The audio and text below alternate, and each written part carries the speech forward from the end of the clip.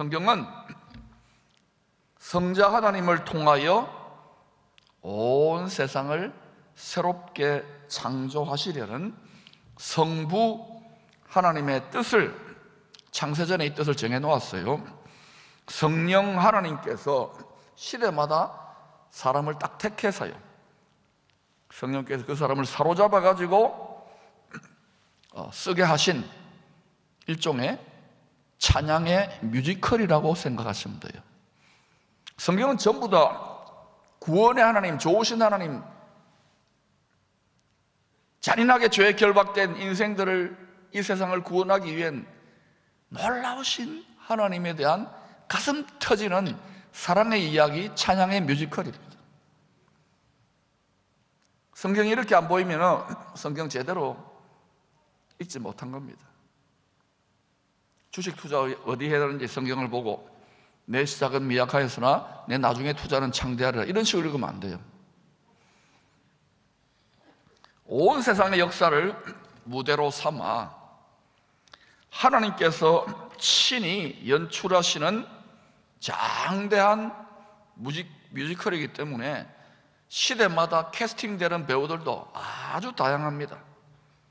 창세기 45장은 구원의 뮤지컬 1막인 모세오경, 창세기, 출애굽기, 레위기, 민수기, 신명기죠. 이 대본 중에서 1막 1장인 창세기의 마지막 주연 배우인 요셉의 이야기예요. 오늘 이야기는 요셉은 오실 메시아 예수님의 역할을 맡은 주연 배우라고 생각하면 됩니다.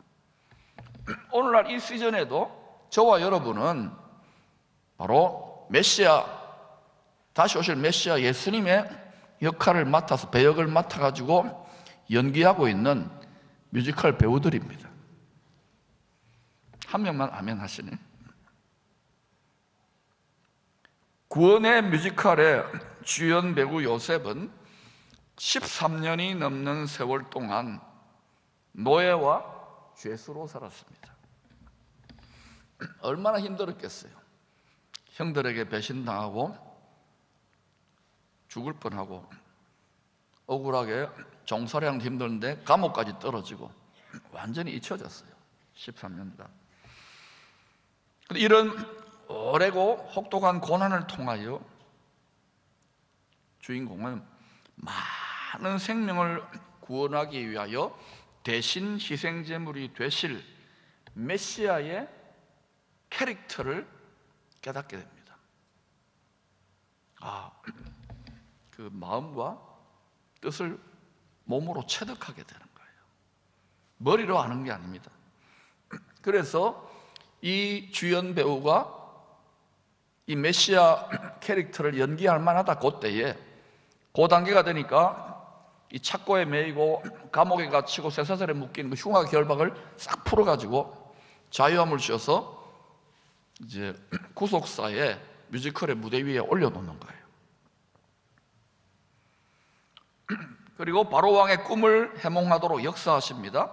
30살에 많은 생명을 구원할 온 세상의 통치자요 복의 근원의 역할을 하게 하시는 것입니다. 왕 같은 제사장이죠.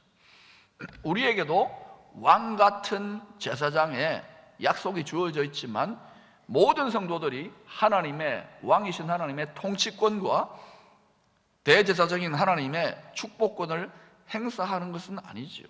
많은 경우에 우리는 죄수처럼, 노예처럼 얽매여 있어요. 그러나 이걸 통해서 죄와 사망의 권세 결박을 풀어내는 지금 진행 중에 있죠.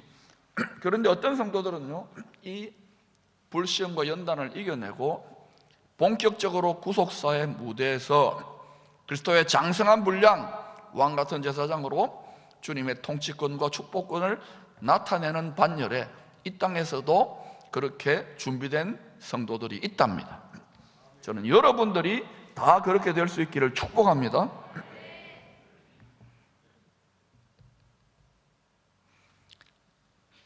이 단계가 되면 어떤 일이 일어나냐? 하늘에 계신 만왕의 왕의 마음에 합한 요셉을 높이 들으셔서, 권능의 오른손을 높이 드셔서 세상 권력, 세상 권세, 피라미드 시스템 머리 꼭대기를 밟고 살아가도록 하시는 거예요.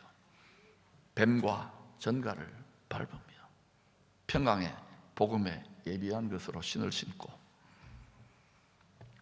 주연 배우의 파란만장한 전화위복의 뮤지컬 드라마를 통하여 마지막 때를 만난 광야 인생들에게 구원의 길, 살 길, 이기는 길을 계시해 주고 계시는 것입니다. 창세기 41장은 주인공이 지혜와 계시로 성령으로 충만하여 바로 왕이 꾼 두 번의 예언적인 꿈을 해석을 해줍니다. 메시아의 캐릭터를 연기할 수 있도록 잘 훈련되고 연단된 요셉을 하나님이 지혜와 계시형으로 충만케 다운로딩을 해주시는 거예요. 그래서 독점적으로, 배타적으로 요셉에게만 하나님이 어떤 식으로 세계를 경영하면서 어떤 식으로 많은 생명을 구원하시려고 하는지를 독점적으로, 배타적으로 계시해 주는 거예요. 왜냐? 요셉은 그 13년에 17부터 시작해가지고 30살 될 때까지 그 청소년과 청년기에, 그 질풍노도의 시기에 성적으로 타락하지도 않았고, 그 속에서 불평함 형들 때려 죽인다고 분노로 이를 갈지도 않았고, 하나님의 은혜가 있는 거예요. 하나님과 함께, 하나님과 동행했어요. 주 예수에 동행하니 그 어디는 하늘나라. 죄수로 있을 때도, 노예로 있을 때도, 잊혀버렸을 때도 늘 심령 천국, 마음의 천국, 주 예수와 동행하니, 주 예수와 함께하니, 이걸 지켰던 거예요. 마음을 지키는 것이 신앙생활이에요. 여러분이 남탓할 거 없어요. 자기가 자기 마음 안 지키면서. 따라합시다. 내 나라는, 내 마음은 여러분의 나라에 여러분의 마음이 왕국입니다. 청와대, 이제 용산으로 옮기지만 여러분의 마음이 용산입니다. 잘 지킬 수 있기를 축원합니다. 이거 안 지켜놓고 좋은 마음 만들지 않아놓고는 막 얼굴이 뾰족해가지고요, 그런 덫에 지금 영적으로 체한 사람들이 전 세계에 수두룩합니다. 수두룩해, 교회마다.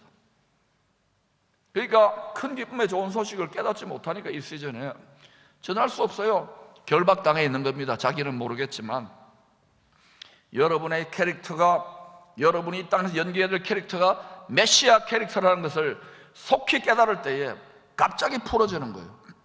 이 어린 아이들이 지금 어른들보다 낫잖아요. 우리들보다 낫잖아요. 수요예배, 금요예배, 찬양, 새벽, 또 지금 교회학교 예배들은 또 나오잖아요. 알아요. 그래도 얘네들은 돈벌이하고 자식 키우고 이런 거 안 하니까 편하겠지요 라고 여러분 반문하겠지만, 그래도 우리가 이 아이들을 여호수아 갈렙처럼 하나님 나라를 건설하는 땅으로 반드시 인도해야 될 줄로 믿습니다. 기쁨의 교회는 그 사명을 맡았어요. 애굽에 있는 것이 우리의 위치가 아니고 광야 교회에 있는 것이 우리의 위치가 아닙니다. 이미 돌파는 끝났다고 했습니다.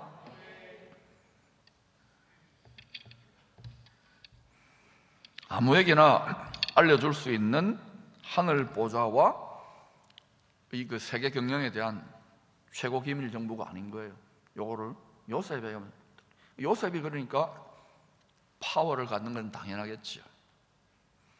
이것은 오랜 불심의 연단 속에서 변함없이 충성하는 새 예루살렘 성의 건축 재료인 보석과 같이, 변함없이 보석같이 하나님 앞에 그 마음을 인정받은 자들에게 주시는 상급이에요. 지금은 다니엘서 12장 4절의 예언대로 지식이 폭발적으로 더해지는 인공지능 컴퓨터가 데이터를 처리해서 지혜와 지식에 기반한 5차 산업혁명 시대입니다. 대학에 가면 다 그런 이야기만 하잖아요. 비즈니스에 가면. 수십 년 전에 유대계 미국인인 엘빈 토플러가 쓴 파워 시프트, 권력 이동이라는 책의 내용대로 더 빠르게 이 세상의 오메가 포인트를 향하여 지금 스포트라인을 향하여 전력 질주해 가고 있는 전력 질주. 특별히 우리 자녀 세대들은 그 시즌을 감당해야 되는데 믿음으로. 여러분, 기도를 안 한다는 게 나는 여러분의 자녀들과 다음 세대를 주야로 기도를 안 한다는 게 나는 참 이상해요. 주님이 주 30년에 십자가 지기 전에 예루살렘의 딸들을 향하여 나를 위해 울지 말고 너희 자녀들을 위해 울라 그랬잖아요. 40년 뒤인 주 70년에 어떤 일이 났습니까? 로마의 디도 장군에 의해서. 역사는 반복되는 거예요. 구속사도. 그러므로 어른 세대들이요, 여러분의 자녀들이 지금 육체적으로 건강하고 안정되게 산다고 거기에 만족하지 말고, 손주 이쁘게 돌보는데 거기 만족하지 말고 그 아이들의 영혼, 그 믿음의 결국을 바라보며 간절히 눈물로 기도하셔야 돼요. 알아듣기를 축원합니다. 요셉은 바로가 꾼 두 번의 예언적 꿈을 해석함으로 앞으로 온 세상이 어떻게 변화될 것인지를 환하게 깨닫게 됩니다. 아는 거 오랫동안 하나님과 친해졌으니까. 일종의 초자연적인 계시적인 통찰이라고 할 수 있겠지요. 그런데 더 놀라운 것은 이런 걸 말해도 왕들이 다 무시합니다. 선지자들이, 친구들이, 하나님 친구들이 박살나잖아요. 순교하고. 근데 놀랍게도 당시 세계 최고 권력자인 바로 왕이 요셉의 이 예언적인 꿈 해석을 하나님의 세계 경영 계획으로 진심으로 믿었어요. 이거 누가 역사한 걸까요? 네. 그러니까 어떨 때는요, 선지자 되면은 고생 직사게 순교합니다. 어떨 때는 또 잘하면은요, 이렇게 왕 같은 제사장으로 이렇게 높여지기도 해요. 그래서 하나님의 친구인 요셉을 총리로 세워가지고 바로는 그냥 골프 치러 다니고 그냥 영화 구경 가고 놀러만 다녔어요.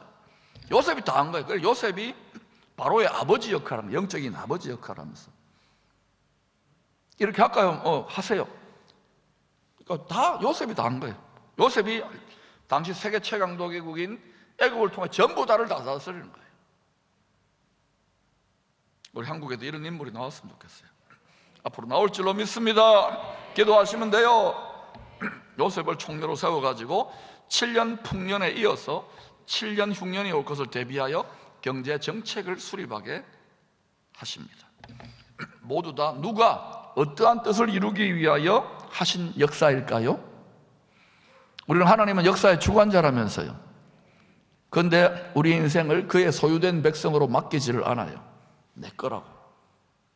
모든 것의 주관자고 만물의 주인이고, 가장 부유한 자가 가장 가난해졌다가 가장 부유한 자가 다시 되었는데 그걸 믿지를 않아요. 죽임당한 어린 양의 정신과 스피릿을 믿지 않아요. 열방이 지금 돈에, 일만하게 근원인 돈에, 그리고 자기 욕심에 이게 묶여가지고 질질질 끌려가고 있는지도 몰라요. 이때에 한국 민족은 특별히 기쁨의 연을 돌파하여 이 사슬을 끊고 전진할 수 있기를 축원합니다. 하나님의 뜻대로 되어지는 거예요. 지금 어마어마한 기회에 따라하는 것을 깨달을지어다. 많은 생명을 구원하시려는 뜻을 요셉에게 미리 알려주셔서 7년의 경제적 풍요의 때에 흥청망청 다 써버리지 않았어요. 그러므로 하나님의 말씀을 이 시즌에 이때에 맞는 양식을, 큰 기쁨의 좋은 소식의 양식을 우리가 반드시 깨달아서 여러분과 여러분의 가정이 먼저 누려야 할 줄로 믿습니다. 그러면 인생이 달리 보여요. 세상이 달리 보여요. 고달프고 힘든 세상이지만 기회로 보일 것입니다.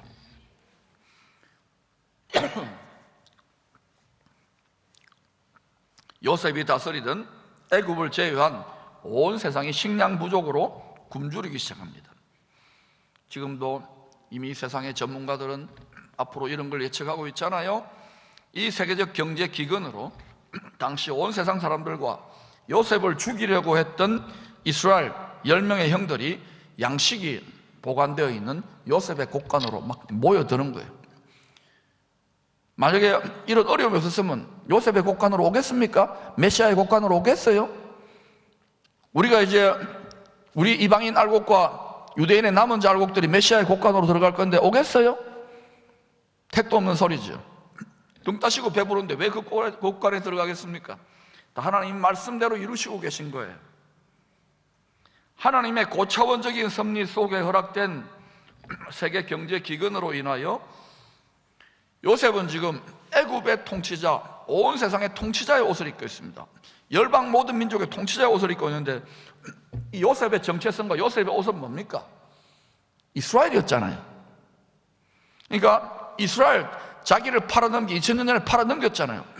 이스라엘 자기 형들을 만나가지고요, 자기 옷을 벗어버리고 내가 요셉입니다, 내가 당신들의 혈족입니다 그러고는 팡팡 방성대곡을 하는 거예요. 지금 그런 시즌을 향하여 부지런히 지금 모든 것이 달려가고 있는 것을 성경을 통하여 깨닫기를 축원합니다. 이때 요셉은 감독님께서 자신을 오랜 고난을 통하여 단련하여 온 세상을 구원하기 위해 왕같은 제사장, 메시아의 캐릭터를 맡게 하신, 그것도 주인공으로 맡게 하신 하나님의 섭리를 깊이 깨닫고 있었습니다. 그래서 왼수 같은 형들을 요셉은 용서할 수 있었어요. 여러분이 이 캐릭터를 소화하지 못하면 어떻게 돼요? 이 배역을 소화하지 못하면 형들이 옵니다. 형들을 알아요. 얼굴이 일그러지면서 자기가 철퇴를 치지 않고 종들에게, 부하들에게 죽여버리라. 여러분 마음에 그런 마음이 있죠? 집 안팎에서 기르는 왼수들을 향하여 하나님 벼락을 다 떨어뜨리면 이런 새벽 기도하는 분도 없기를 바랍니다. 저는 그런 분들 많이 봤어요. 하나님 효과적으로 이혼하게 도와주시옵소서. 하나님 저 인간의 벼락을 떨어뜨려 주시옵소서. 절대 응답 안 됩니다. 자기가 벼락 맞아요, 자기가 깨어져요. 그래서 사람이 되는 거예요. 아버지의 마음을 깨닫는 거예요. 아직도 철이 안 들었냐? 나의 자녀들아.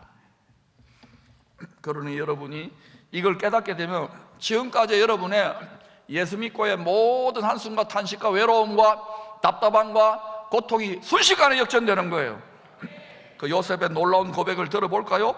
창세기 45장 6절 8절입니다 시작. 이 땅에 2년 동안 흉년이 들었으니 아직 5년은 밭갈이도 못하고 하나님이 큰 구원으로 당신들의 생명을 보존하고 당신들의 후손을, 믿음의 후손이죠, 나를 당신들보다 먼저 보내셨나니 그런즉 나를 이리로 보낸 이는 당신들이 아니요 하나님이시라. 하나님이 나를 바로에게 아버지로 삼으시고 그 온 집의 주로 삼으시며 애굽 온 땅의 통치자로 삼으셨나이다. 우리가 예수 믿고 이 구원의 방전으로 인도하신 게 누구라고요? 재수가 없어서 예수 믿는 게 아닙니다. 나의 나 된 것은 요셉이 지금 하나님의 은혜라고 바울과 본질상 같은 터져나오는 감격의 찬양을 하고 있는 거예요. 바울이 로마 감옥에서, 빌립보 감옥에서 얻어 터지고 있을 때 기뻐하라. 누가 감옥에 있는 거예요? 그런 물리적인 감옥에 있지만 그 영혼은 세상과 육체를 초월하여 그 너머에 있는 하늘의 영광을 보고 기뻐하라 하고 있는데, 바깥에 있는 빌립보 성도들은 바들바들 떠는 거예요. 아, 우리 사도 바울 고생하고 있구나. 눈이 열릴지어다. 창세기 50장에서 요셉은 죽음이 다가올 때 이스라엘 자손들에게 맹세를 시킵니다. 내가 곧 죽을 거야. 그때 우리 증조 할아버지, 믿음의 조상님에게 하나님이 분명히 예언하셨다, 약속하셨다. 400년쯤 뒤에 너희들이 큰 민족을 이루고 애굽 사람, 세상 사람들에게 많은 재물을 사실상 빼앗는 거예요. 받아가지고 큰 재물을 가지고 하나님의 뜻을 이루기 위해서 약속의 땅, 영원한 기업의 땅으로 들어갈 거야. 그때 내가 해골이 돼 있겠지. 그 해골을 끄집어내가지고 그 약속의 땅, 영원한 기업의 땅으로 갖고 들어가거라 맹세를 시키는 거예요. 요셉은 하나님의 말씀을 끝까지 믿었어요. 어떤 연단 속에서도. 아모스 8장 11절에 이런 말씀이 나옵니다. 주 여호와의 말씀이니라. 보라, 날이 이를지라 내가 기근을 땅에 보내리니. 영혼육의 기근입니다. 양식이 없어 주림이 아니며 물이 없어 가람이 아니요 여호와의 말씀을 듣지 못한 기근이라. 하나님의 백성들이 하나님의 말씀으로 그 영혼이 부유하지 못하기 때문에 땅에 기근이 드는 거예요. 하나님의 유형, 무형, 무형, 유형 자산에 하나님의 자기 자산, 모든 만물의 주인이라면서요. 관리의 법칙을 배울 수 있기를 축원합니다. 돈꾀를 잠시 맡아놓은 세상 임금 마귀가 다스리는 게 아니에요. 그 높은 하나님이 가지고 놀고 있어요, 여러분. 하나님의 친구 요셉을 통로로 세상 정치 경제 시스템의 큰 변화를 통하여 많은 생명을 구원하시려는 하나님의 놀라우신 구원의 지혜에 깊도다 하나님의 지혜와 지식의 부요함을 가르치신 거예요. 요셉에게 독점적으로, 배타적으로. 마찬가지로 구원의 뮤지컬의 진짜 주인공이신 메시아가 다시 오실 때도 온 세상의 정치, 경제, 심지어는 자연, 모든 이 시스템들이 큰 진동 중에 큰 구원의 역사가, 이걸 마지막 때 추수라 그러죠, 반복되는 패턴으로 나타나게 될 것입니다. 역사란 반복되잖아요. 이 말이 어디에서 나왔느냐? 전도서 3장 15절에 보니까 옛날에 있던 것들이 지금 있고 지금 있는 것이 앞으로도 있을 거라는 거예요. 세상 역사에 반복되는 패턴만이 아니에요. 우리는 그 속에 숨어있는 구속사에 반복되는 패턴의 원리들을 깨닫기를 축원합니다. 이런 일들이 일어날 거예요. 성경이 가장 확실한 예언이에요. 지금 제가 기도 받아가지고 예언하는 게 아닙니다. 성경을 이야기하는 거예요. 그러므로 우리는 이 시즌의 지혜로운 다섯 처녀들처럼, 이 지혜로운 다섯 처녀만 결혼하고 왕비의 면류관을 썼어요. 우리에게 이번 5월 중에 준비하라고 하시는 겁니다. 구원의 지혜와 지식의 신비를 담은 여호와의 말씀 양식과 성령의 생명수를, 심지어는 성령의 새 포도주를 여러분 마음의 창고에 많이 비축해 둘 수 있기를 축원합니다. 즉 우리 마음의 창고에 천국의 무형자산을 잘 보관하여 지키면 땅의 창고에 필요한 모든 양식과 유형자산을 말씀의 법칙대로 다 채워주셔요. 이거는 물질만이 아니에요. 건강이나 자녀 문제나 모든 문제들에 있어서 하나님 그렇게 채워주십니다. 이러한 왕같은 제사장, 하나님의 다스림과 하나님의 축복권을 많이들을 매라만한 왕같은 제사장에 하나님의 장성한 자녀들이 이 땅 가운데, 이 도시 가운데 많아질 때에 그 도시는 킹덤시티가 되는 거예요. 그 나라는 열방을 축복하는 다윗의 나라처럼 하나님의 민족 가운데 들어 쓰시는 거예요. 여러분이 그렇게 장성해 가야 돼요. 특별히 우리의 자녀들은 더욱더 지름길로 갈 수 있도록 가르쳐야 될 줄로 믿습니다. 여러분 우리의 다음 세대를 위하여 올인하시기를 축원합니다. 여러분의 물질과 열심과 모든 것들을 지금 조이랜드나 교회학교 선생님들 그렇게 하시듯이 여러분 하십시오. 여러분 육체의 자녀만이 아니라 영혼의 자녀들, 하나님의 자녀들 위해 그렇게 투자하시기 바랍니다. 예수님의 지혜의 말씀을 순종하여 살아갈 때 크게 진동하는 세상과 구별되는 고센 땅에서 온전한 영혼 육의 보호를 주님 다시 오실 때에 흠없이 너희들의 영과 혼과 육이 흠없이 보존되기를 원하노라가 성립돼요. 환난의 때 그를 전심으로 의지하는 성도들의 도피성 피난처가 되시는 지존자 연밀한 처소 지혜의 날개 그늘 아래 거할 수 있기를 축원합니다. 그 지혜의 그늘 아래 있을 때에 사람들이 하나님처럼 의지하는 돈이 절대로 줄 수 없는 전능자의 보호하심이 여러분과 가족들에게 있을 것입니다.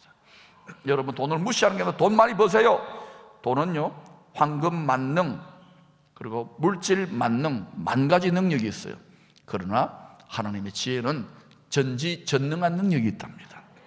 그러므로 돈 버세요. 그러나 돈보다 하나님을 더 온전히 선택하고 순종하며 나갈 때에 만모니즘, 물신숭배가 짓밟히고 여러분의 유무형의 곳간 창고에 어떤 일이 일어나는지 테스트해 보시기를 축원합니다. 우리 같이 약속의 말씀, 오늘 요절 말씀 전도서 7장 12절 두 번 읽고 마치겠습니다. 시작. 지혜의 그늘 아래 있으면 돈의 그늘 아래 있은 것 같으나 지혜에 관한 지식이 더 유익함은 지혜가 그 지혜 있는 자를 살리기 때문이라.